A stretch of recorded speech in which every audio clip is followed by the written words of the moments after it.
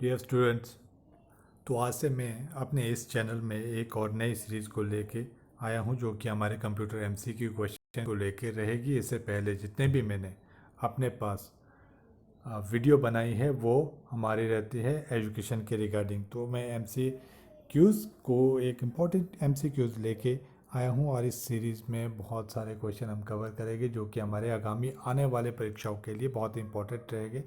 परीक्षाओं में चाहे जो कि अभी लेटेस्ट सेंटर गवर्नमेंट की जॉब निकली है EMRS, जिसमें कि पीजीटी लेवल के, असिस्टेंट लेवल के, क्लर्क लेवल के सभी एग्ज़ाम है, उसके रिगार्डिंग जितने भी कंप्यूटर के क्वेश्चन रहेंगे हम इसमें कवर करने की कोशिश करेंगे। SSC, JOA, UPSSC और क्लर्क के रिगार्डिंग जितने भी है वो सभी इसमें आएंगे, क्योंकि कंप्यूटर के जितने भी क्वेश्चन होते हैं वो इसी लेवल से पूछे जाते हैं और इसमें हम धीरे धीरे अपने लेवल को इंक्रीज़ भी करेंगे। और मैं चाहूँगा कि आपका रिस्पांस अगर मुझे सही ढंग से मिलता है तो ही मैं आने वाली वीडियो में अपने पूरी मेहनत दिखा पाऊँगा और पूरी मेहनत करने की कोशिश करूँगा ताकि आप जल्दी से जल्दी अच्छा कुछ सीख पाएँ। अगर आप कंप्यूटर की प्रिपरेशन या फिर एग्ज़ाम की तैयारी कर रहे हैं तो आपका मकसद आपका होना चाहिए लर्न करने का, सीखने का होना चाहिए, चाहे वो किसी भी प्लेटफॉर्म से क्यों ना हो, क्योंकि आज की डेट में बहुत सारे प्लेटफॉर्म हैं जो कि आपको ऑनलाइन एजुकेशन प्रोवाइड करते हैं, तो यूट्यूब के हो या फिर किसी और प्लेटफॉर्म के थ्रू हो। जहाँ से भी आपको मिले आप अपना बेस्ट लेके चलो अपने पास, अपने नोट्स बनाते रहो और उसको याद करते रहो। एजुकेशन के बहुत सारे वीडियो है। अगर ये आपको ये प्रयास और वीडियो अच्छे लगते हैं तो अपना लाइक एंड सब्सक्राइब करना ना भूले। इन बातों को बहुत लंबा ना खींचते हुए, वीडियो हमारा शॉर्ट होना चाहिए और 30 क्वेश्चन हमने कवर करने हैं, तो हम क्या करते हैं, वीडियो को स्टार्ट करते हैं और इसमें क्वेश्चन को कवर करते हैं और विद एक्स्ट्रा फैक्ट के साथ। तो फर्स्ट पहले हमारे पास क्या आएगा, पहला जो क्वेश्चन होगा हमारे पास वो है, तो विच of the following is a characteristics of computer. Computer के करेक्टरिस्टिक कौन कौन से होते हैं, आपको बेसिक नॉलेज आपको पता होना चाहिए कंप्यूटर की, और कंप्यूटर के बहुत सारे क्वेश्चन बेसिक लेवल से आते हैं जो कि हमें पता नहीं होता है, जैसे इंटेलिजेंसी हो गया, वर्सेटैलिटी बी, सी में reliability, all of the above. तो इसमें हमारे पास सही आंसर कौन सा रहेगा, ये रहेगा आपके पास ऑप्शन नंबर सी जो कि है, और option number D sorry, all of the above. क्यों, क्योंकि कंप्यूटर में ये सारे टास्क हम करते हैं और ये इसके करेक्टरिस्टिक्स होते हैं हमारे पास। तो नेक्स्ट चलते हैं नेक्स्ट क्वेश्चन की ओर। नेक्स्ट क्वेश्चन से पहले हम थोड़ा सा चलो ये जान लेते हैं कि अगर कंप्यूटर की हमारे पास अगर बात चली है तो कंप्यूटर में इंडिया में कब से कंप्यूटर शुरू हुआ है इसके बारे में हम जान लेते हैं, और ये जान लेते हैं कि फर्स्ट कंप्यूटर जो है इंडिया का कौन सा था, सुपर कंप्यूटर। तो यहाँ पे देखते हैं बात, the first Indian computer system developed in India, जो कि कौन सा था, सिद्धार्थ। उसको कब डिवेल्प किया गया था, ये किया गया था 1986 में। और फर्स्ट सुपर कंप्यूटर परम 8000 जो कि 1991 में सीडेक कंपनी के द्वारा पुणे में डेवलप किया गया था। कई बार ये भी क्वेश्चन पूछ लिया जाता है कि हमारा कौन सा फर्स्ट सुपर कंप्यूटर था और कहाँ पे इसको डेवलप किया गया था। और वर्ल्ड फर्स्ट सुपर कंप्यूटर कौन सा है, क्रे 1976 में। तो इस तरह के क्वेश्चन आपने कवर करने हैं और जितना भी आपको एक्स्ट्रा फैक्ट हो सके उसको आपने याद रखना है, कई बार क्वेश्चन वहाँ से भी आ जाता है।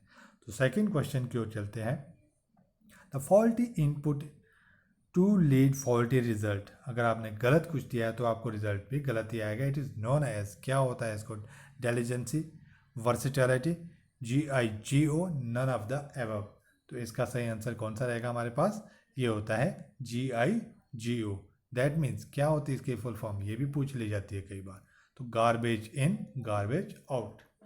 तो अगर आपने गार्बेज इन किया तो आपके पास आउट भी क्या होगा, गार्बेज ही होगा। चलो नेक्स्ट चलते हैं। नेक्स्ट हमारे पास क्वेश्चन आता है, the capacity to perform a multiple task simultaneously is term as. क्या कहलाती है, अगर आप एक से अधिक टास्क एक साथ कर रहे हैं तो इसको क्या कहते हैं, intelligence, versatility, reliability, all of the above. इस तरह के क्वेश्चन आपके पास आते हैं और जो कि आपके माइंड में डाउट क्रिएट करते हैं। कई बार बहुत ही ज़्यादा डाउट हो जाता है और हम आते हुए भी उस क्वेश्चन को रॉन्ग करके आते हैं। तो ये आपको क्लियरली पता होना चाहिए और थोड़ा बहुत आपकी जो नॉलेज है वो थोड़ी सी स्टीक होनी चाहिए। तो इसमें क्या है, वर्सेटैलिटी जो आपके पास इसमें सही रहेगा, बी वर्सेटाइल है, क्योंकि एक से अधिक काम को अंजाम दिया जा रहा है एक टाइम पे। उसके बाद नेक्स्ट चलते हैं फोर्थ क्वेश्चन की ओर। The first generation computer use dash for circuitry and dash for memory. First generation से मैं आपको बताना चाहूँगा कि जनरेशन से बहुत से क्वेश्चन आपके पास आते हैं और जनरेशन के जितने भी हो सके इसके आपने कवर करके रखना है। अपने इसकी जितनी भी जनरेशन में हमारे पास अलग अलग जनरेशन में जो जो यूज़ होते थे, हम प्रोसेसर कौन सा यूज़ करते थे और उस टाइम स्टोरेज कैपेसिटी क्या होती थी और कौन कौन से कंप्यूटर, और लैंग्वेज का भी इसी तरह से होता है। तो अगर हमारे पास ये रिस्पॉन्स अच्छा रहता है तो जनरेशन को लेके भी मैं अपने एक क्वेश्चन की सीरीज को लेके आएगी जिसमें हमारे सारा कवर हो जाएगा। तो फर्स्ट इसमें देख लेते हैं। तो फर्स्ट जनरेशन में क्या यूज़ होता था, transistor and magnetic core. B है IC and magnetic memory. C है vacuum tube and magnetic drum. C IC and magnetic core. तो आंसर क्या रहेगा हमारे पास, vacuum tube and magnetic drum इसमें हम यूज़ करते थे। तो कई बार इस तरह के क्वेश्चन हमारे पास आता है जो कि फर्स्ट जनरेशन से लेके आता है। तो थोड़ा हम इसके बारे में थोड़ा ब्रीफ हम जान लेते हैं और देख लेते हैं सेकंड जनरेशन में हम क्या यूज़ करते थे। तो उसमें ट्रांजिस्टर और मैग्नेटिक कोर हम यूज़ करते थे। इसी तरह से क्वेश्चन में भी पूछा जाएगा। अगर क्वेश्चन आता है तो आपने एकदम उसमें ट्रांजिस्टर पे टिक मार देना है। थर्ड जो जनरेशन थी आईसी हमने उसमें यूज़ किया था। IC is stand for integrated circuits. और फोर्थ जनरेशन में माइक्रो प्रोसेसर का हमने यूज़ किया था। फिफ्थ जनरेशन जो थी SLSI या VLSI very large scale integration या super large scale integrated processor का हमने यूज़ करे, जो आज की डेट में हम इंटेल प्रोसेसर वगैरह यूज़ कर रहे हैं। फिफ्थ जनरेशन प्रेजेंट टाइम तक लेके चलेंगे। उसके बाद हमने क्वेश्चन नंबर 5 में चलते हैं। The second generation computer were based on, किसके ऊपर थे ये हमने कर दिया है। इसका जो आंसर रहेगा क्या है, ट्रांजिस्टर पे हमने टिक करना है। और ट्रांजिस्टर को किसके द्वारा इन्वर्ट किया गया था, किन्होंने इसकी डिस्कवर किया था, तो William Shockley and John Bardeen and Walter Brattain. तो इसको भी आपने याद करने की कोशिश करनी है। थोड़ा सा अगर आपके पास माइंड में ये रहते हैं तो कई बार अगर क्वेश्चन आता है तो उसको आप सही कर सकते हैं। तो फ्लॉप स्टैंड फॉर, फ्लॉप्स किसके लिए होते हैं और हम इसका यूज़ किसके लिए करते हैं, ये आपकी स्पीड को मापने के लिए की जाते हैं। कैसे, फ्लॉप्स की पहले फुल फॉर्म क्या होती है, तो फ्लोटिंग पॉइंट ऑपरेशन पर सेकेंड या फाइल प्रोसेसिंग ऑपरेशन पर सेकेंड, फ्लोटिंग प्रोसेसिंग ऑपरेशन पर सेकेंड, फाइल लोडिंग ऑपरेशन पर सेकेंड। आंसर हमारे पास ऑप्शन नंबर ए रहेगा, फ्लोटिंग पॉइंट ऑपरेशन पर सेकेंड। तो जैसा कि आपसे यहाँ पे पता चल रहा है ऑपरेशन पर सेकेंड ये क्या है, देखा जा रहा है इसमें जो आपकी किस तरह की स्पीड को कितनी जल्दी परफॉर्म किया जा रहा है, दैट मीन्स स्पीड उसकी मापी जा रही है। फ्लॉप्स में हम ये देखते हैं। सेवंथ में चलते हैं। तो which language was used to perform a second generation computer. तो सेकेंड जनरेशन में हम किस तरह की लैंग्वेज का हम यूज़ करते थे।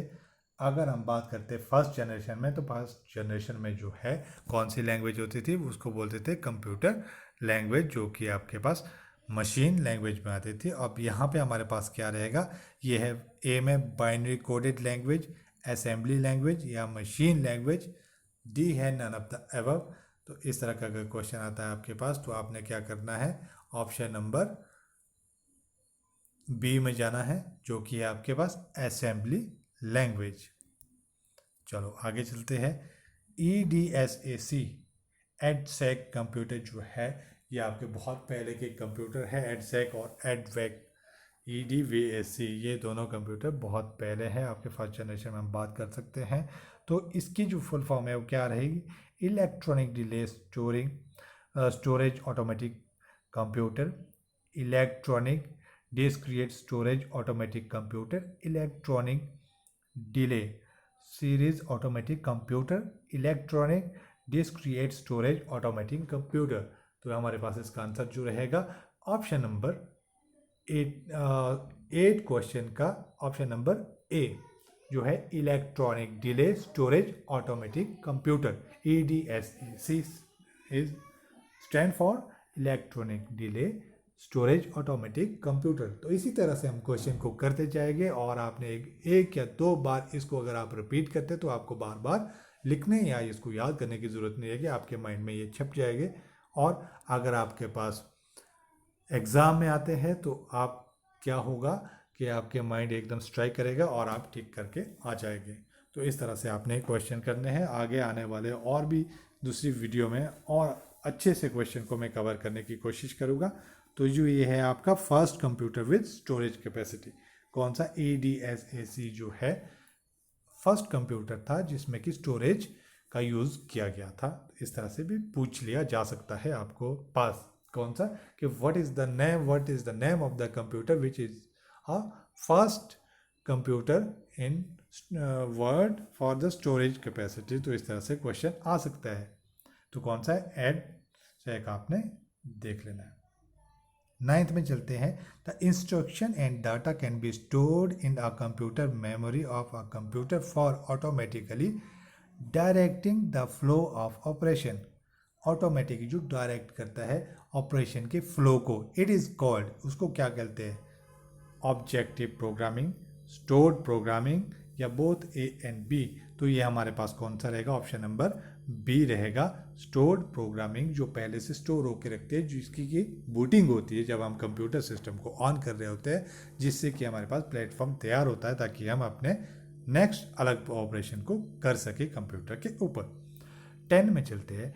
The stored program concept was delivered by. अब स्टोर्ड प्रोग्राम का कंसेप्ट जिससे पहले हमने पढ़ भी लिया है कि कौन सा फर्स्ट कंप्यूटर था जिसमें कि स्टोर्ड प्रोग्रामिंग हुई थी और इसका कंसेप्ट किसके द्वारा लाया गया था। तो ये है म्यूरिक, Wilkes, von Neumann, MHA Neumann और नन ऑफ द एबव। तो ये कौन सा था, option number B, von Neumann, John von Neumann भी इनका नाम कई बार एग्जाम में आता है। वॉन न्यूमैन आपने याद रखना है। स्टोर्ड प्रोग्राम का कंसेप्ट इनके द्वारा लाया गया था। Electronic discrete variable automatic computer, EDVAC, यहाँ पे और एक और कंप्यूटर आ गया एडसेक और एडवेक, ये दोनों एक ही टाइम के लगभग ये कंप्यूटर्स डेवलप हुए थे। Was designed on dash concept, कौन से कंसेप्ट के ऊपर डिज़ाइन किया गया था, ऑब्जेक्टिव प्रोग्रामिंग, स्टोर्ड प्रोग्राम या बोथ A एंड B या नन ऑफ द एबव। तो ये कौन से थे, option number B, stored program के ऊपर इसको बनाया गया था। तो मैं बहुत जल्दी ये क्वेश्चन कर रहा हूँ ताकि हम ये जो वीडियो है बहुत लंबी भी ना बने और ताकि हम जल्दी से क्वेश्चन को कवर कर पाए। और 30 क्वेश्चन के बाद एक और भी वीडियो लेके आएंगे। तो अगर आपको अच्छा लगता है तो लाइक एंड सब्सक्राइब करना, अपने साथियों के पास आप इसको शेयर करना ना भूलें। नेक्स्ट चलते हैं। इसके बाद आता है which of the following was a small experimental machine based on the Neumann stored program concept, कौन सी थी, analytical engine, Pascaline, Manchester Mark 1, none of the above. तो इस तरह का अगर क्वेश्चन आता है तो ऑब्वियसली बात है हमारे माइंड में कई बार स्ट्राइक कर जाता है कि एनालिटिक इंजन था, क्योंकि हमने बहुत पहले इसको सुन के रखा है, पास्कल के द्वारा डेवलप किया गया था। तो इस तरह के क्वेश्चन अगर आप देख सकते हैं कि ये क्वेश्चन का लेवल कैसे है, तो इसी तरह से अगर आपके पास आते हैं तो आपने थोड़ा अपने माइंड में रखना। अगर स्टोर्ड प्रोग्राम न्यूमैन जो स्टोर्ड प्रोग्राम का कंसेप्ट है वो किस में था, मैनचेस्टर मार्क 1, इसको आपने माइंड में रखना है और याद करना है। और अगर आपको ये वीडियो एक बार ना समझ आए तो आप दोबारा से उसको एक या दो बार उसको सुनेंगे तो आपके ये क्वेश्चन लगभग सारे दोबारा से देखने की ज़रूरत नहीं पड़ेगी। The third generation computer, 13 question हमारे पास। थर्ड जनरेशन कंप्यूटर व बेस्ड ऑन, अब ये देख लो आपके पास ये जनरेशन से लेके क्वेश्चन आ रहे हैं। IC हमने पहले ही कवर कर दिया है तो इसलिए ज़्यादा मैं टाइम नहीं लूँगा। ये है इंटीग्रेटेड सर्किट। और किसके द्वारा इन्वर्ट किया गया था, किसके द्वारा इसकी जो है इन्वेंशन की गई थी, वो है Robert Noyce and Jack Kilby. तो आपके आईसी जो है इंटीग्रेटेड सर्किट, बहुत सारे छोटे छोटे आप कील को लेके चलते हैं, वो बहुत सारे एक ही इसमें थे, मैं इसी तरह से इसको याद रखता हूँ। जैक किल्वी, कीलें बहुत सारी एक जगह ही इकट्ठी कर दी गई थी जब प्रोसेसर तैयार किया गया था। तो ये Robert Noyce and Jack Kilby कब किया था, 1958 और 59 के अराउंड। नेक्स्ट उसके बाद हमारे पास 14 जो क्वेश्चन आएगा, ULSI स्टैंड फॉर।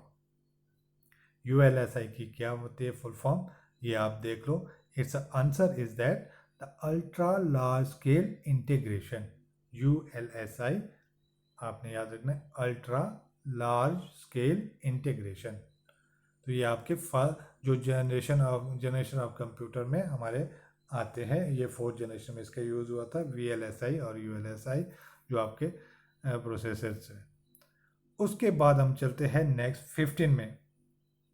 15 क्वेश्चन है, which of the following is 4th generation computer. 4th generation computer कौन सा था जिसमें कि माइक्रो प्रोसेसर का यूज़ होना शुरू हो गया था।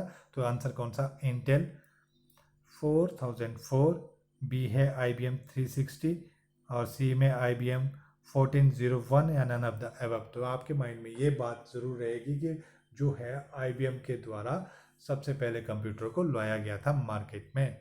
बट यहाँ पे जो हमारे पास पूछा गया है, कौन सा पूछा गया, 4th जनरेशन की बात आती है, तो इंटेल 4004 जो है हमारे पास इसका आंसर रहेगा।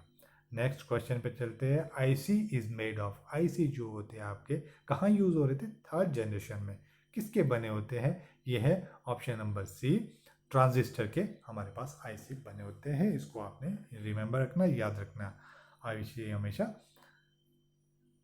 ट्रांजिस्टर के ही बने होते हैं। और फादर ऑफ मॉडर्न कंप्यूटर, नए कंप्यूटर को, ये जो फादर ऑफ कंप्यूटर हम किसको बोलते हैं, वो तो चार्ल्स बेबेज है। और माइंड में हमेशा यही स्ट्राइक होता है और हम क्वेश्चन को एकदम करके आते हैं और वो हमारा गलत हो जाता है।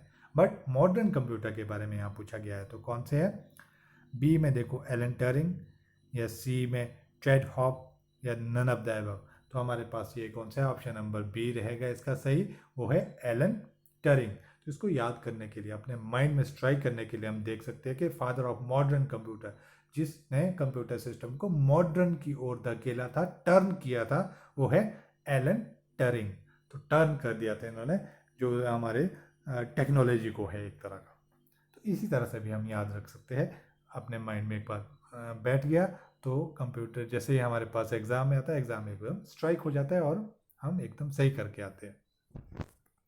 18 में चलते हैं, a hybrid computer is one of is the one having combined properties of. Hybrid computer में जिस तरह से अगर टोपोलॉजीज आपने देखी है या पढ़ी है, तो टोपोलॉजीज में हाइब्रिड टोपोलॉजी होती है जो कि एक या दो टोपोलॉजी को मिला के बनी होती है। तो इसी तरह से ये कंप्यूटर भी हमारे पास रहेगा, हाइब्रिड कंप्यूटर की अगर बात करते हैं।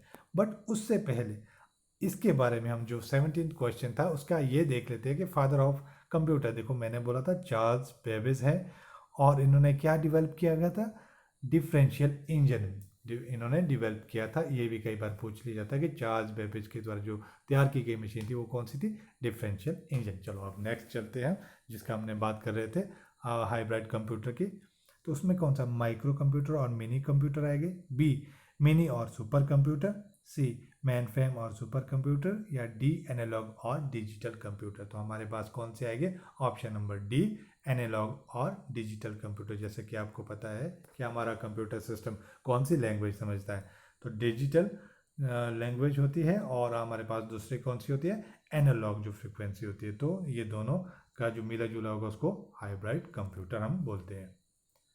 19 में चलते हैं हम next, which of the following usage A hand held operating system. Hand held, इससे ही पता चल रहा है जो आपके हाथ में भी रह सकता है, तो वो कौन सा हो सकता है, सुपर कंप्यूटर हो सकता है, लैपटॉप हो सकता है, मेन फ्रेम, या PDA।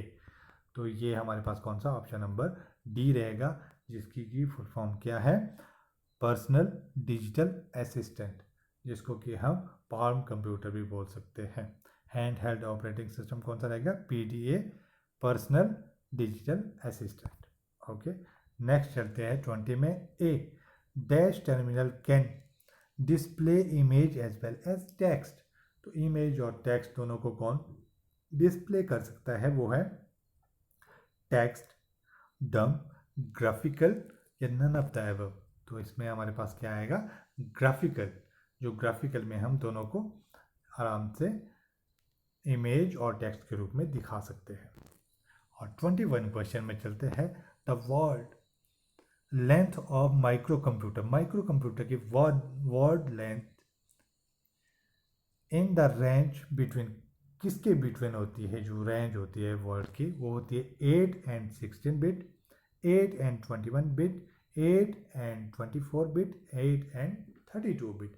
तो अगर ये बेसिक से क्वेश्चन है, जैसे आपका 8, 32, 64, 128, तो इस तरह से आपके पास ये चलता जाएगा। अगर 256, तो इस तरह से ये आगे से आगे चलता रहता है। तो इसके बारे में आपको पता होना चाहिए। ये है 8 एंड 32 बिट के बीच में रहती है, अगर आपसे क्वेश्चन पूछा जाएगा माइक्रो कंप्यूटर की वर्ड लेंथ। नेक्स्ट चलते हैं 22 क्वेश्चन की ओर। Which of the following is the smallest and fastest computer imitating brain working.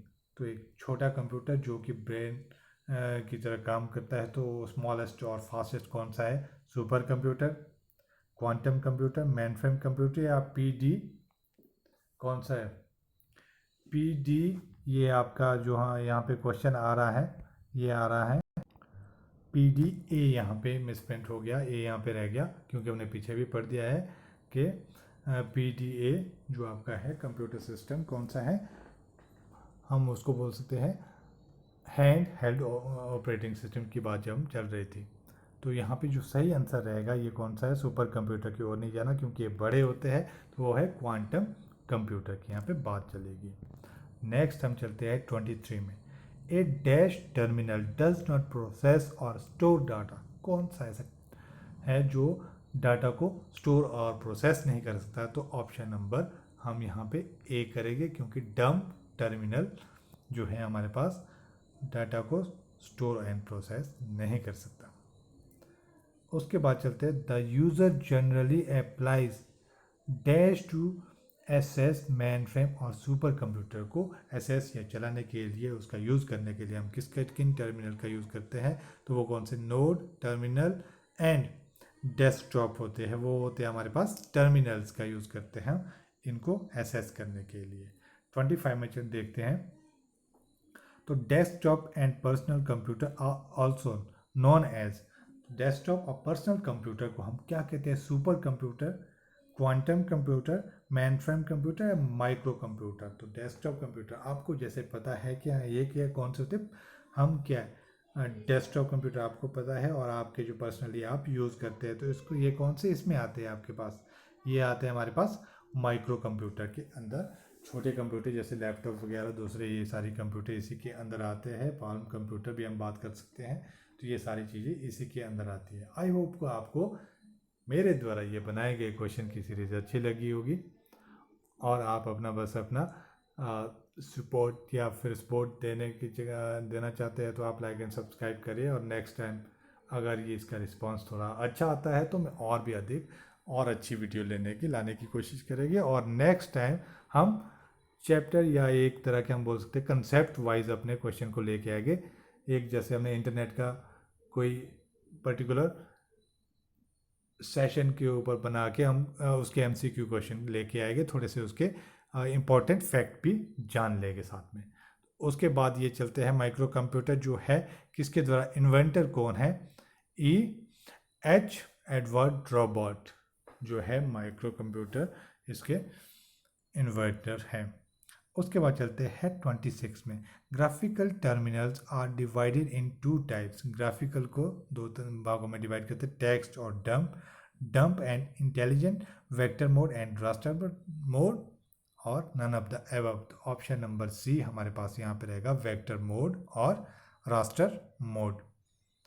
उसके बाद नेक्स्ट चलते हैं 27 में। Which language is used in artificial intelligence. में कौन सी लैंग्वेज का हम यूज़ करते हैं? क्योंकि आज की जो डेट है ये आर्टिफिशियल इंटेलिजेंस की ही डेट है, तो उसमें फॉर्ट्रन, ये किसकी जो फार्मूला ट्रांजिशन है ये क्या है, कहाँ पे यूज़ होती थी, साइंटिफिक इसमें, कबोल बिजनेस में, सी लैंग्वेज आपको पता है यूनिक्स लिनक्स वगैरह इसमें ही लिखे गए हैं, और प्रोलॉन्ग लैंग्वेज जो है आपकी आर्टिफिशियल इंटेलिजेंस में इसका यूज़ होता है, और भी लैंग्वेज इसमें यूज़ होती है जो कि हम जैसे बोल सकते हैं lips, lips language LISP language also used in artificial intelligence में। तो आपको पता है आर्टिफिशियल इंटेलिजेंस जो है रोबोट का ज़माना है जिसमें कि रोबोटिक्स से काम करवाया जाता है। 28 क्वेश्चन की ओर चलते हैं।